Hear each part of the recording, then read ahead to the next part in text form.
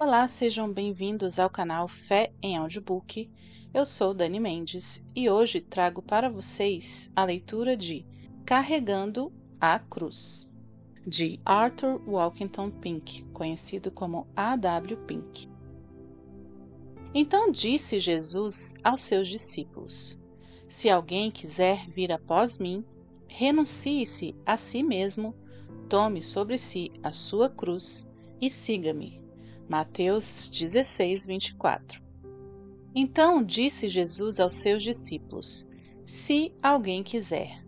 A palavra quiser aqui significa desejar, exatamente como nesse versículo.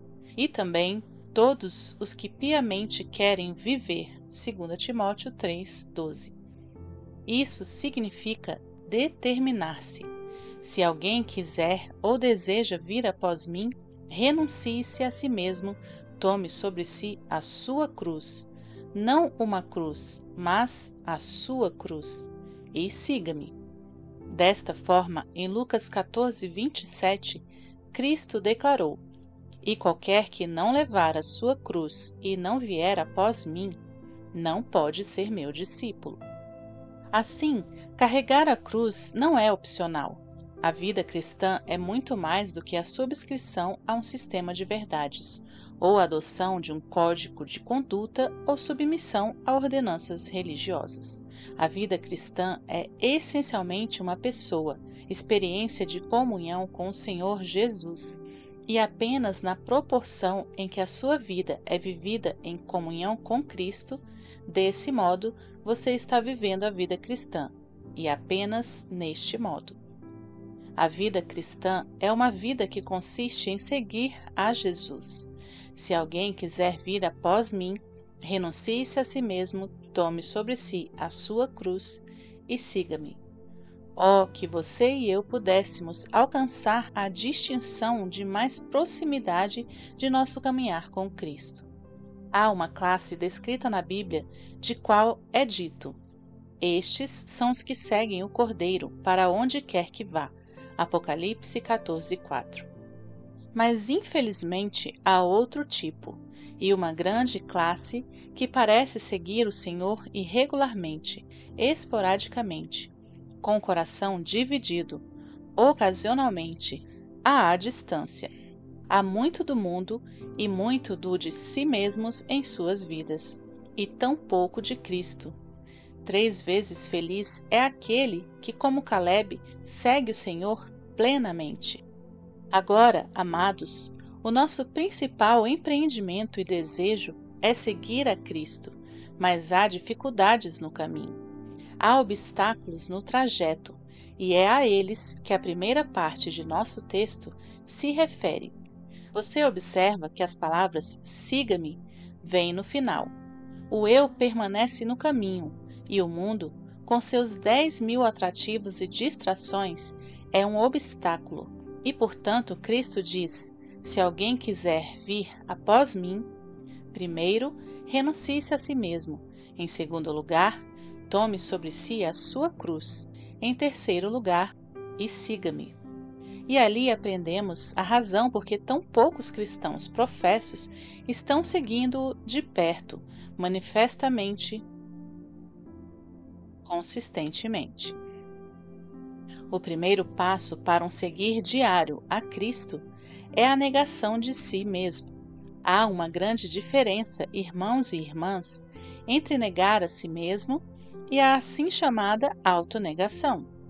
A ideia popular que prevalece tanto no mundo e entre os cristãos é a de desistir das coisas que nós gostamos.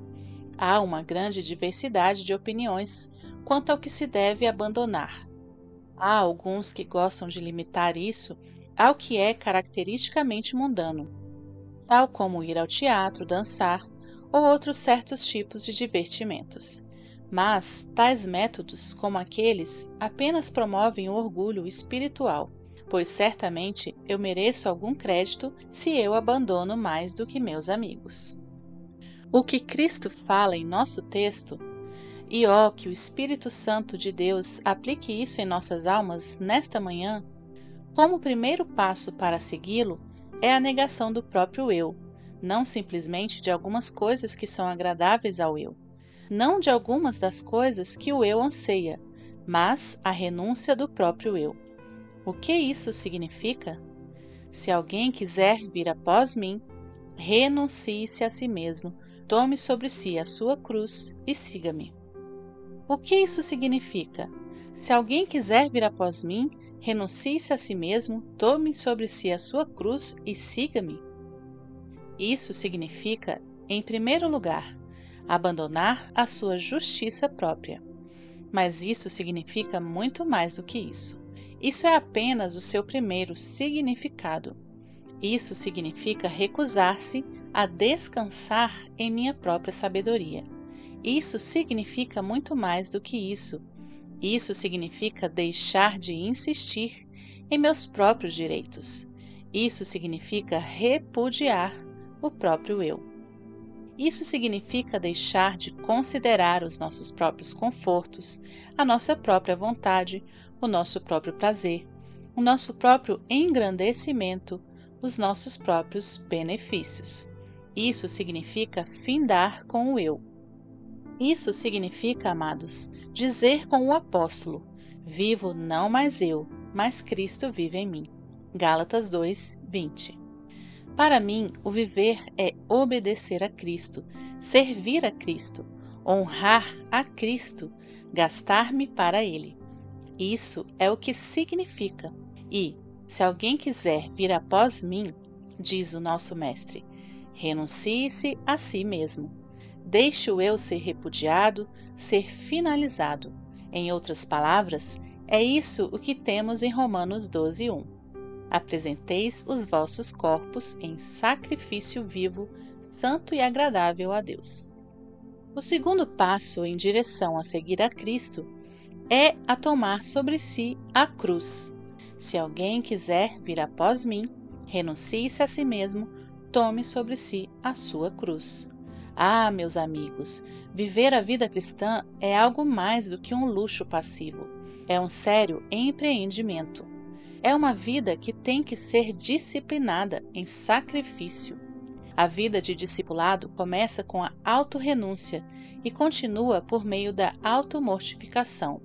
Em outras palavras, o nosso texto refere-se à cruz, não simplesmente como um objeto de fé, mas como um princípio de vida, como um emblema do discipulado, como uma experiência na alma. E ouça, exatamente como é verdade que o único caminho até o trono do Pai por Jesus de Nazaré foi por meio da cruz. Assim, o único caminho para uma vida de comunhão com Deus e da coroa final para o cristão é através da cruz. Os benefícios legais do sacrifício de Cristo são garantidos pela fé, quando a culpa do pecado é cancelada. Mas a cruz só se torna eficaz sobre o poder do pecado remanescente na medida em que é efetivada em nossas vidas diárias. Eu quero chamar a sua atenção para o contexto. Venha comigo por um momento para Mateus 16, versículo 21 a 22. Desde então começou Jesus a mostrar aos seus discípulos que convinha ir a Jerusalém e padecer muitas coisas dos anciãos e dos principais dos sacerdotes e dos escribas, e ser morto e ressuscitar ao terceiro dia. Pedro, tomando-o de parte, começou a repreendê-lo, dizendo: Senhor, tem compaixão de ti. Isso expressa a política do mundo. Essa é a soma da filosofia mundana, da autopreservação e egoísmo. O Senhor Jesus viu na sugestão de Pedro uma tentação de Satanás, e ele o lançou para longe de si. Em seguida voltou-se para seus discípulos e disse: Se alguém quiser vir após mim, renuncie-se a si mesmo, tome sobre si a sua cruz e siga-me. Em outras palavras, o que Cristo disse foi o seguinte: Estou indo a Jerusalém para a cruz. Se alguém quiser ser meu seguidor, há uma cruz para ele. E como diz Lucas 14, e qualquer que não levar a sua cruz e não vier após mim, não pode ser meu discípulo.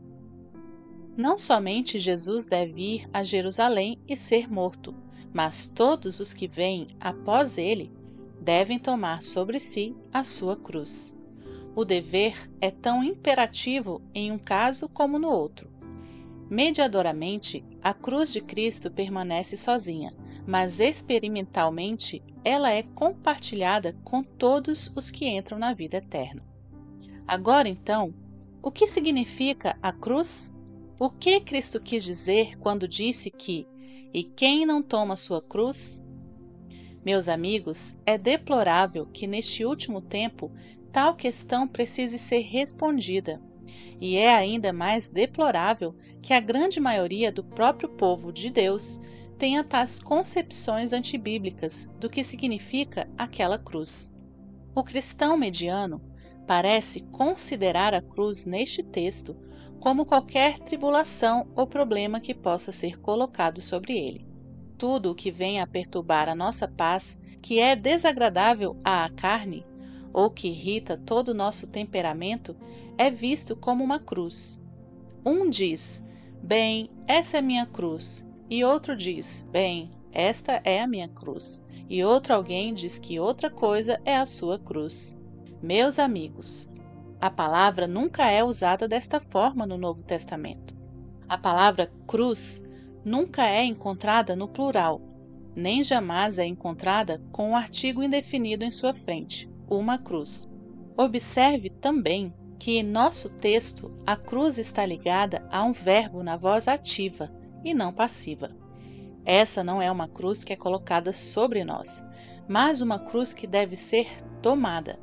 A cruz significa realidades definidas que materializam e expressam as principais características da agonia de Cristo. Outros entendem a cruz referindo-se aos deveres desagradáveis que eles relutantemente desprezam, ou hábitos carnais que eles negam a contragosto. Eles imaginam que estão carregando a cruz quando, levados ao ponto da consciência, eles se abstêm de coisas intensamente desejadas. Tais pessoas, invariavelmente, tornam sua cruz como uma arma para atacar outras pessoas.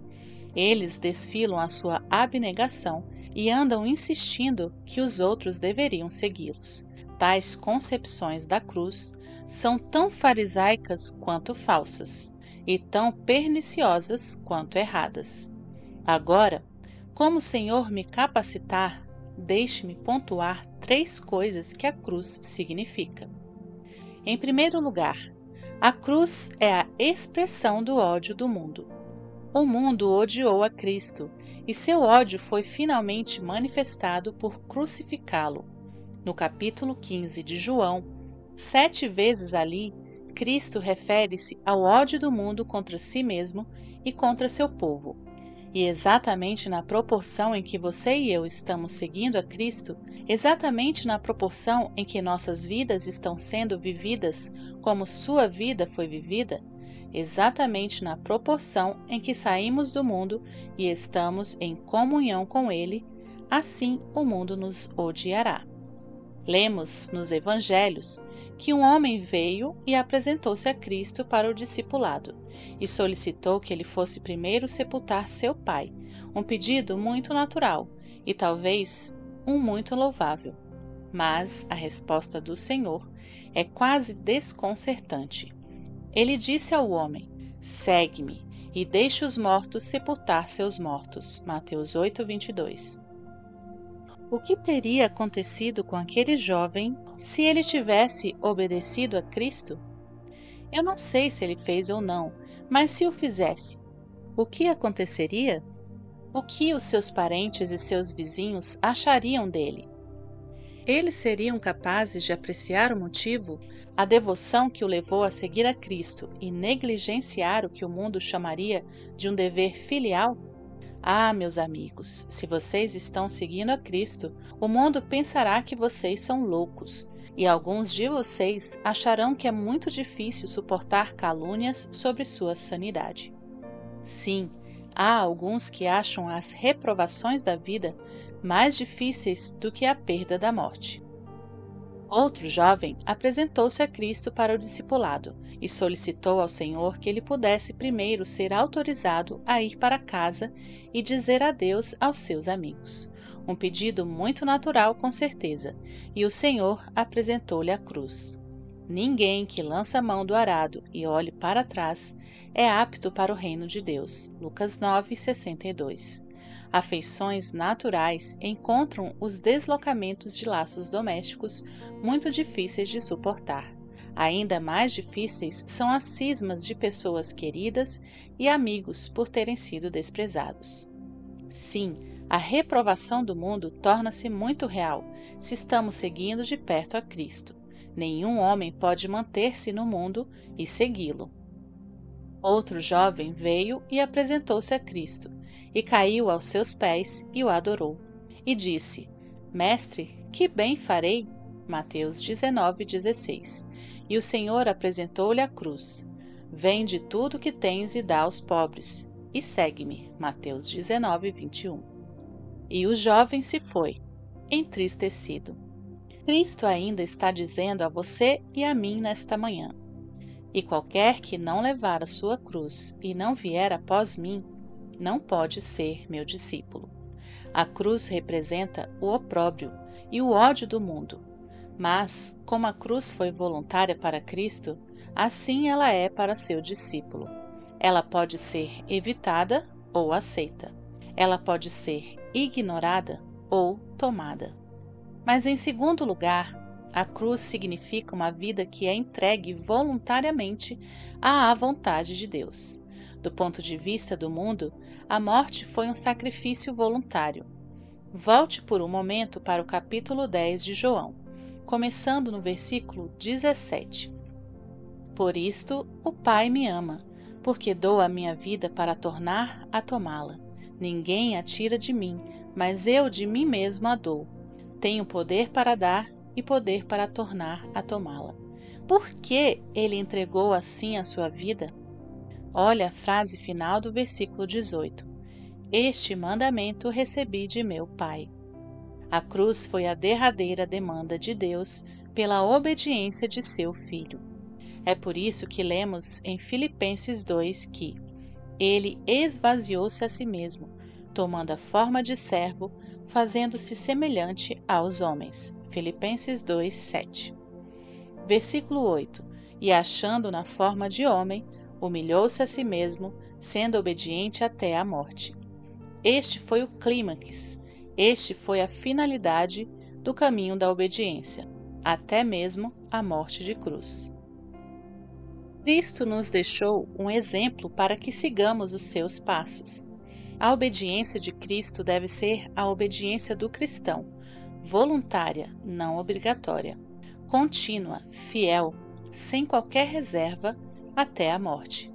A cruz, então, significa obediência, consagração, rendição, uma vida colocada à disposição de Deus.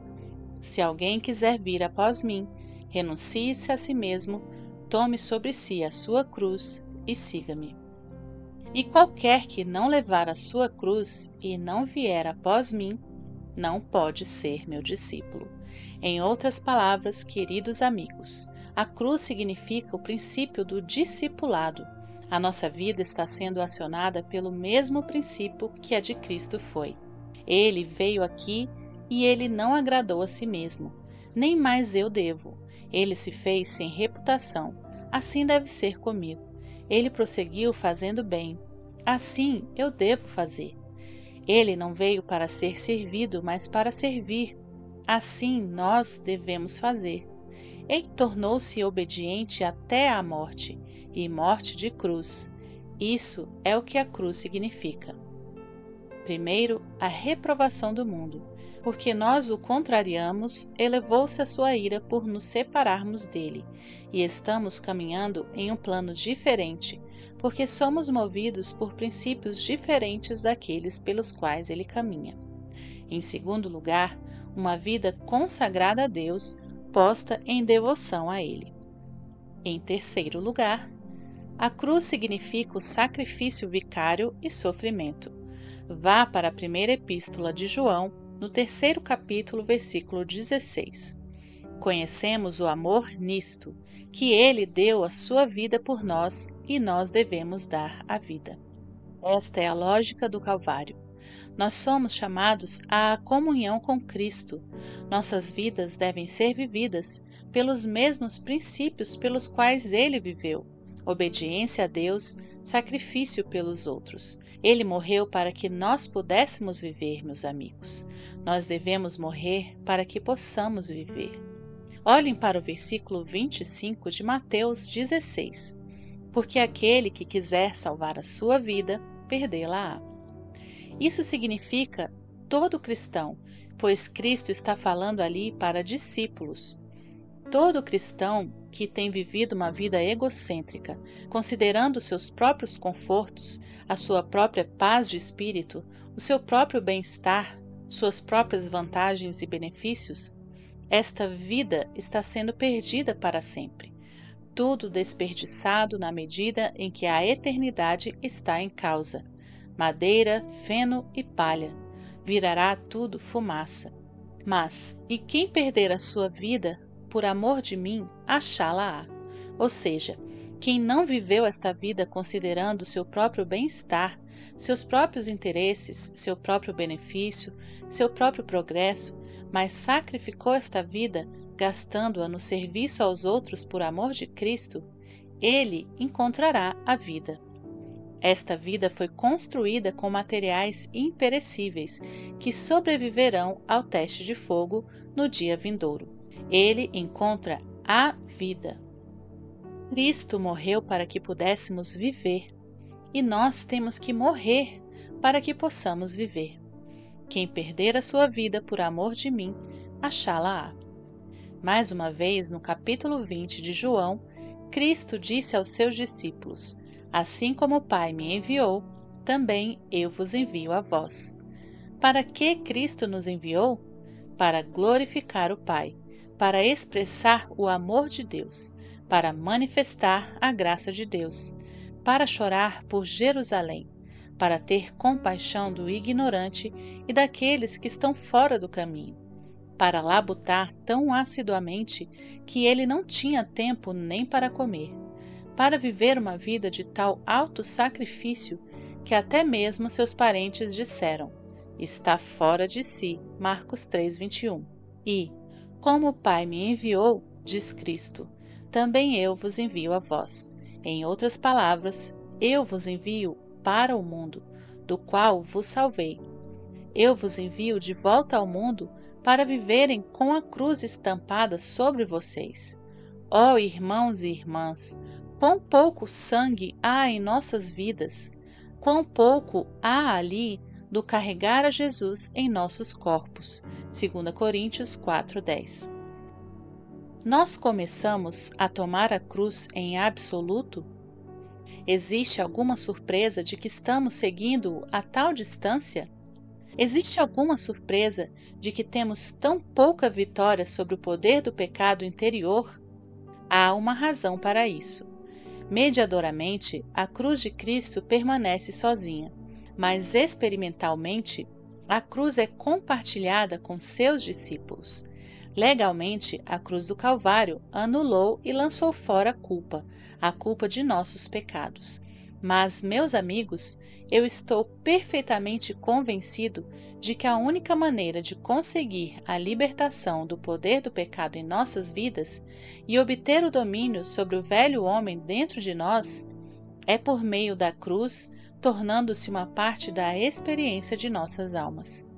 Foi na cruz que o pecado foi tratado legal e judicialmente. É apenas na medida em que a cruz é tomada pelo discípulo que ela se torna uma experiência, matando o poder e a contaminação do pecado dentro de nós. E Cristo diz: qualquer que não levar a sua cruz e não vier após mim, não pode ser meu discípulo. Oh, que necessidade cada cristão tem aqui nesta manhã! Ficar a sós com o Mestre e consagrar-se a Ele mesmo para o seu serviço. Amém. Que Deus nos ajude a tomarmos nossa cruz e seguirmos verdadeiramente a Cristo. Que Deus te abençoe. Até a nossa próxima leitura. Não se esqueça de curtir, compartilhar e comentar para alcançarmos mais vidas.